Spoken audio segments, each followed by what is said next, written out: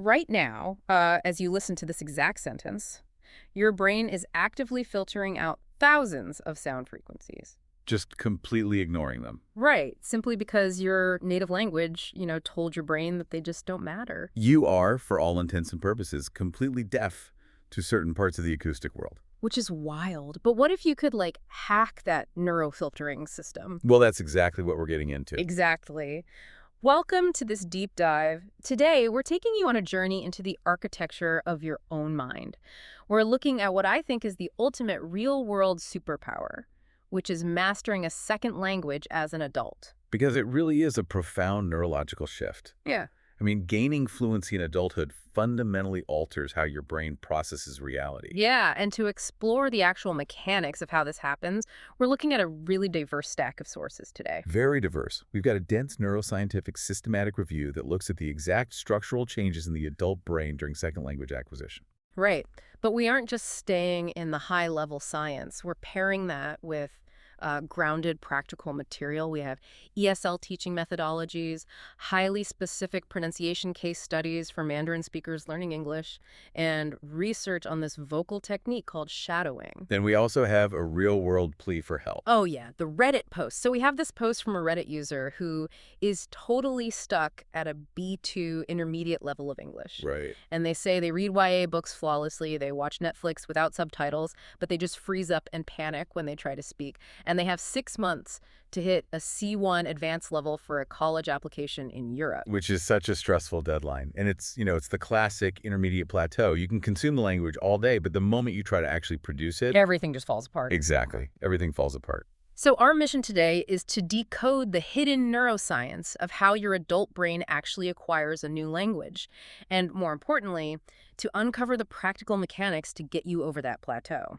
Right. How do you move from merely understanding a language to effortlessly producing it without that paralyzing anxiety? Okay, let's unpack this, because I feel like we need to start by clearing out a really persistent myth. Oh, absolutely. A Oh. very damaging myth about the brain. Yeah. So for decades, the dominant theory was the critical period hypothesis. Right. This was this belief that only children possess the neuroplasticity required to seamlessly absorb a language. The idea that kids are just magical sponges. Right, and the assumption was that once you hit puberty, the window just slams shut. Your brain calcifies, and you're basically doomed to forever translate awkwardly in your head. So adults are just walking around with broken hardware. Exactly, that was the thought.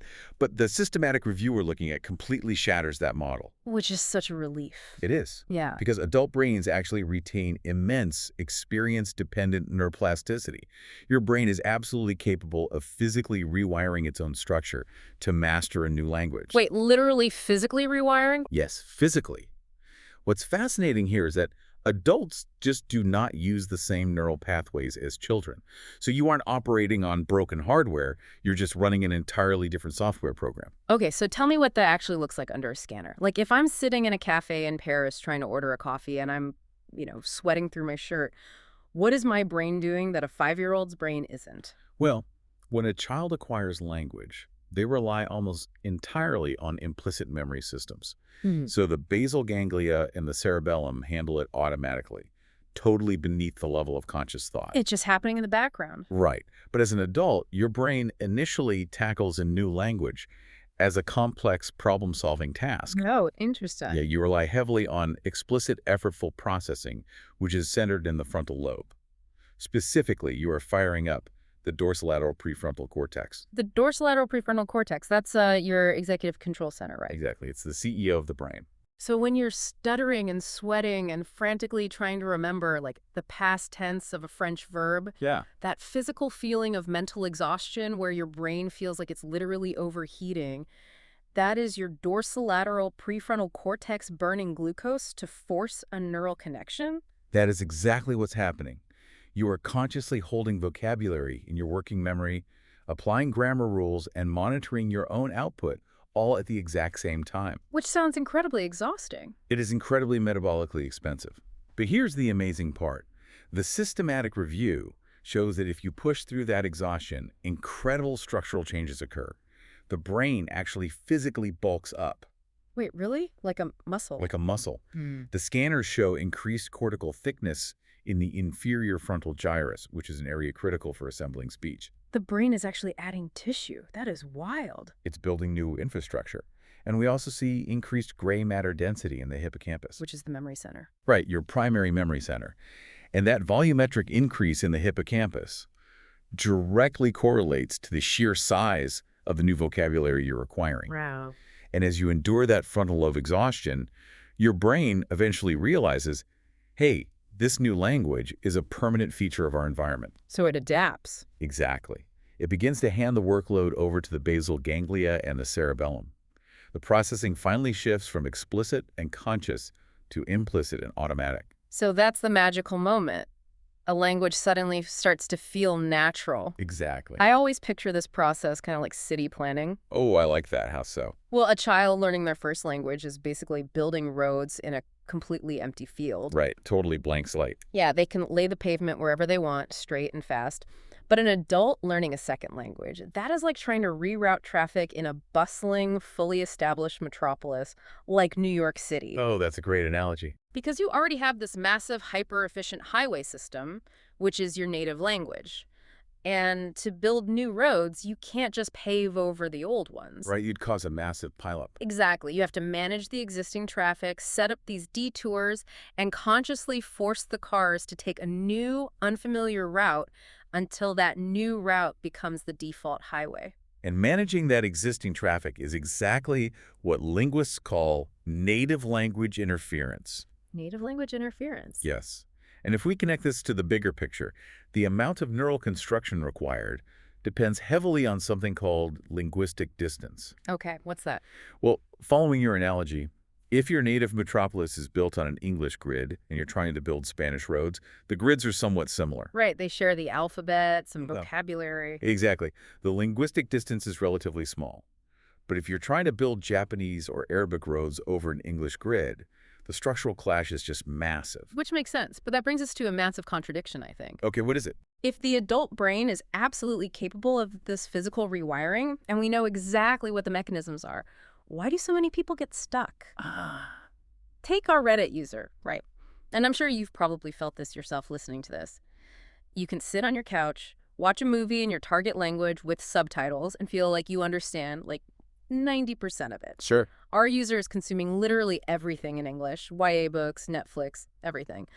But they lack confidence in their grammar and feel totally paralyzed when actually speaking. So what's going wrong there? Well, they're suffering from an over-reliance on input. And this stems from a deeply entrenched educational philosophy. Okay. Back in the 1980s, Stephen Krashen popularized the comprehensible input hypothesis. Comprehensible input. Right. The theory stated that if you simply expose yourself to enough language that is just slightly above your current level of understanding, you'll naturally acquire it. Ah, the osmosis myth. Just bathe in the language, read enough books, and it'll just magically seep into your brain. Exactly. But in 1985, another researcher, Meryl Swain, tested this. She studied children in French immersion schools in Canada. Okay, so kids getting a ton of input. A ton. They sat in classrooms all day listening to French. They could watch complex French cartoons and understand the plot perfectly. Right. But when Swain tested their productive skills, like asking them to speak or write, they fell apart. Wait, really? Even after all that immersion? Yes. They spoke in these broken, grammatically flawed sentences.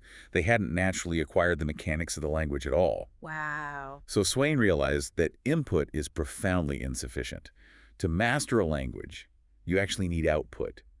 And she formulated the comprehensible output hypothesis. That makes a lot of sense because input feels easier, right? Yeah. The author or the speaker is doing all the executive functioning for you. They already built the sentence. Exactly. You're just riding along on the highway. Right. But Swain is saying you actually have to open your mouth and build the sentence yourself to trigger that neuroplasticity? Precisely. And Swain identified 3 critical functions of output. Okay, what's the first one? The first is the noticing function. See, when you're just reading, your brain naturally skips over words it doesn't know, using context clues to just get the gist. Yeah, you just kind of glide past it. Right. But the second you try to speak, you suddenly hit a wall. You notice the gap between what you want to express and the vocabulary you actually possess. Oh, that makes sense. So a Reddit user feels anxious because the moment they open their mouth, they're suddenly acutely aware of all their missing neurological roads. Exactly. They're confronted with the gaps. Okay, what's the second function? The hypothesis testing function. Every spoken sentence in a new language is a live experiment. I love that way of framing it. Yeah, you formulate a sentence, you say it out loud, and you watch the listener's face. If they nod, your hypothesis was correct. And if they look confused, Your hypothesis failed, and your brain has to instantly recalculate. that sounds stressful but necessary. Very necessary. And finally, there's the metalinguistic function. This is where the sheer act of speaking forces you to actively reflect on the mechanics and grammar of the language, just to clarify your own thoughts. You know, I have to challenge this a bit based on one of the sources in our stack. Okay, go for it. In the ESO methodology blog we looked at, there's a transcript of an interaction between a student and a teacher. And it's supposed to be an example of good teaching, but it honestly feels like terrible pedagogy to me. Oh, the magnifying glass example. Yes. So a student is trying to say the word magnifying glass. They don't know the word, obviously, so they say, in hand, have a bigger glass to see. Right. And the teacher, who is clearly playing dumb, says, sorry, I don't follow. So the student tries again. Like spectacle for older person. And the teacher still pushes back. Yeah. The teacher says he has some glasses. The student is sweating bullets at this point and finally pieces together. A glass for looking through, for make the print bigger to see, for magnify. Magnify glasses. Right. And the student later reflected on that exact interaction and said, quote, he is forcing me to think harder for the correct word to give him so he can understand. But wait, if I'm paying a tutor to help me learn and I'm struggling to find a word, why wouldn't they just give me the answer? It seems counterintuitive, right? Completely. If they let me flounder and construct a broken sentence like, for make the print bigger, aren't I just practicing my own errors? Why not just hand me the word so my brain can map it correctly right then and there? Because handing you the word completely bypasses the noticing function we just talked about. It entirely skips the explicit processing required to actually build the neural pathway. Huh. If the teacher just supplies the word magnifying glass, your brain passively receives it. It stays in your short-term memory for maybe a minute, and then it vanishes. Oh, I see. By forcing the student to circumnavigate their missing vocabulary, the teacher is forcing the dorsolateral prefrontal cortex to work in overdrive. I get it now. It's a gym spotter. Like, if I'm struggling on the bench press and my spotter reaches down and lifts the entire weight off my chest, my muscles do not grow at all. Nope, they did the work for you. Right. The teacher who just gives you the translation is lifting the weight for you. But the quote-unquote unhelpful teacher who makes you sweat and construct these messy workarounds, they are making your brain do the heavy lifting. Exactly. The struggle isn't a byproduct of learning. The struggle is the actual mechanism of growth. That completely changes how I look at those awkward pauses. It really does. But this raises an important question, though. Which is? How intense should that struggle be? Because that friction we're talking about is exponentially higher when the fundamental architectures of your native language and your target language are totally at odds. Which brings us perfectly to section 3. Right. To truly understand the mechanics of this, we need to look at the specific case study in our sources. The collision of a Mandarin Chinese speaker's brain architecture with the English language. Let's do it, because if a Spanish speaker learning English is just, repaving a road. A Mandarin speaker learning English is trying to build a suspension bridge out of pudding. Exactly. The systems just fundamentally clash. So let's look at the brain software actively overriding the ear's hardware here. Okay, so the concept at play here is called categorical perception. Categorical perception. Yes. As an infant, your brain maps the specific sounds of your native language. Any acoustic data that doesn't fit those predetermined categories gets filtered out or lumped into the closest available box. Okay, so how does that play out with English and Mandarin? Well, English is full of consonant clusters. These are sounds smashed together without any vowels in between them, like the STR in street or the DR in drum. Right.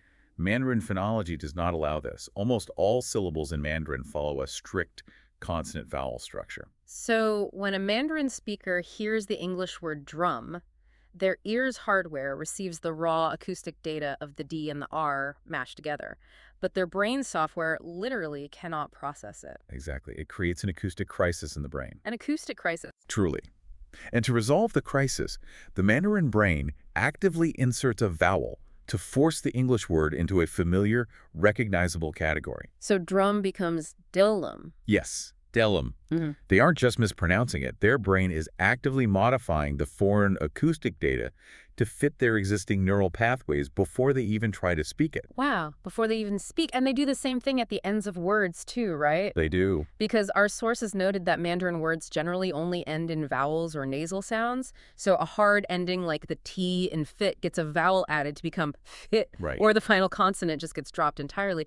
But wait, what happens when they encounter an English sound that simply does not exist in their native inventory at all, like the TH sound? No, the dreaded TH. Oh, Well, okay. the brain substitutes the closest approximation it has on file. Right. Since the TH sound requires placing the tongue between the teeth, which is a physical movement not required in Mandarin, the brain defaults to an S or a Z. So mouse becomes mouse. Exactly. And the rhythm of the languages creates another massive layer of interference. Oh, the rhythm. Let's talk about that. English is what's called a stress-timed language. The rhythm is dictated by heavy, stressed syllables, and we essentially swallow or rush the unstressed syllables in between them. Right, like we don't say, I'm going to the store. We say, I'm going to the store. We cram all the little words in. Precisely. But Mandarin is a syllable-timed language. Every single syllable receives roughly the exact same amount of time and weight. Okay. So when a Mandarin speaker applies their native syllable-timed software to English, they give every word equal rhythmic weight. And to a native English ear, this sounds highly unnatural and choppy, even if the vocabulary is literally perfect. Here's where it gets really interesting to me. It's not just the physical sounds, it's the semantic mapping. The semantic mapping, yes. When a Chinese speaker makes a vocabulary error in English, it can sound completely random to us. But if you actually look at the architecture of Mandarin, it is a perfectly logical, hyper-rational application of their native operating system. You're referring to the one-to-many translations, Yeah. where the semantic folders in the brain just don't align. Exactly, the semantic folders. So in spoken Mandarin, the pronoun ta means both he and she. The spoken language doesn't differentiate gender in that pronoun at all. Right. So a Chinese speaker might refer to your father as she.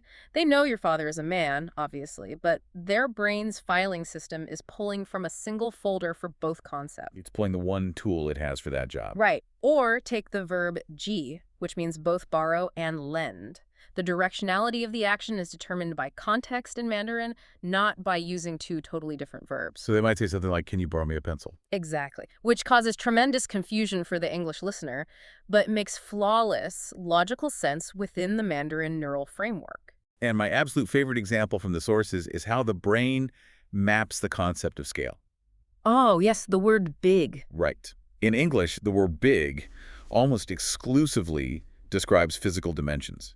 A big house, a big car. Yeah. But in Mandarin, the word da is used for physical size, but it's also used for the intensity of natural phenomena.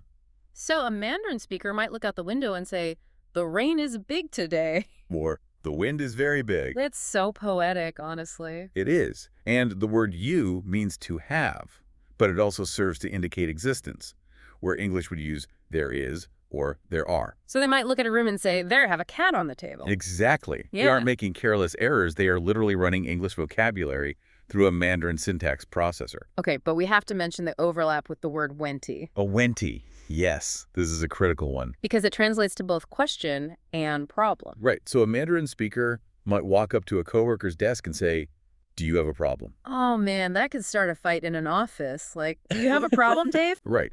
They are attempting to politely ask if the coworker has a question about a project. But due to that semantic overlap, they inadvertently sound incredibly aggressive. That is just fascinating. Okay, so if the native brain architecture is this deeply entrenched, if it's actively filtering sounds, inserting vowels, mapping verbs totally backwards, how do we overcome it? That is the million-dollar question. Because how does our Reddit user, who is terrified of speaking, bridge that massive gap between B2 and C1, hit that band 7 on their IELTS exam, and rewire their brain without having a panic attack every time they talk to a native speaker? The short answer is that you absolutely cannot overcome that level of structural interference through passive listening.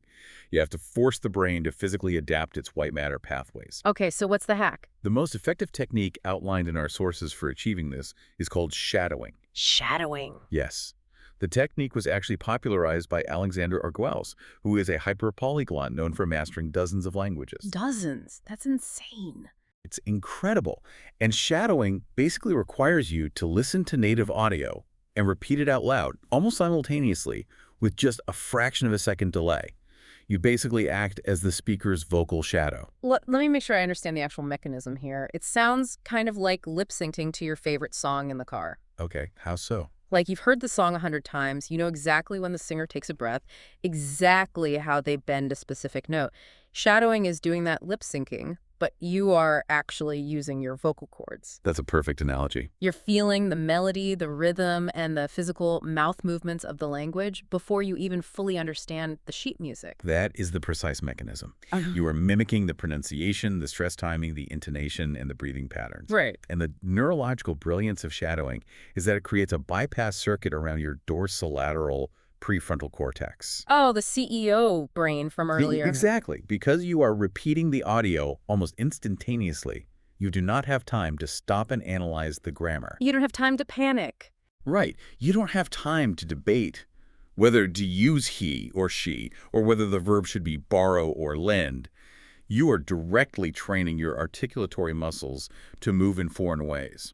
So if we connect this back to the anatomy from the neurosystematic review we started with, the lip-syncing analogy explains the physical changes. Yes, it does. Because the review mentioned the arcuate fasciculus. Right, the arcuate fasciculus. And this is the thick bundle of white matter nerve fibers that connects the area of your brain that comprehends speech, Wernicke's area, to the area that actually produces speech, which is Broca's area. Comprehension to production. So by shadowing, you are forcing traffic down that specific highway over and over, and you're literally thickening the myelin sheath around those nerves. You're building a thicker, faster cable between understanding and speaking. Which is exactly why the Reddit community advised our user that 45 minutes of daily, focused, sweaty output like shadowing is infinitely more valuable than 5 hours of passively watching Netflix. It's actual gym time for the brain. Yes. And Argüelles also strongly recommended pairing this shadowing with physical movement. Oh, right. Like walking briskly outdoors with headphones on. Yes. What does walking actually add to the neurological equation, though? Well, walking requires mild motor control and spatial awareness, right? Which occupies a portion of your brain's processing power. Okay. This low-level distraction essentially prevents that anxious, overanalyzing part of your frontal lobe from interfering with your speech production. Oh, it keeps the CEO busy so the rest of the brain can work. Exactly. And the rhythm of your footsteps also naturally aligns with the rhythmic pulsing of the language. This really helps to override, for example, a Mandarin speaker's native syllable-timed cadence. That is such a cool hack. But practically speaking, our Reddit user is socially paralyzed. Right, the anxiety. Yeah, they specifically noted that they avoid practicing with online friends because the awkward pauses and the judgment are just too overwhelming. Sweating through 45 minutes of broken English with a total stranger is terrifying. Which is incredibly valid, and that is exactly where modern AI tools provide a critical bridge. AI tutors? Yes. Technologies like Fluently AI act as a 247, completely judgment-free practice arena.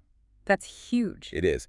Our user can speak to the AI, shadow its responses, and receive immediate clinical feedback on their pronunciation, their consonant clusters, and those grammatical overlaps. And the AI doesn't get annoyed. Never. The AI doesn't get frustrated if you need to practice the word magnifying glass 20 times in a row.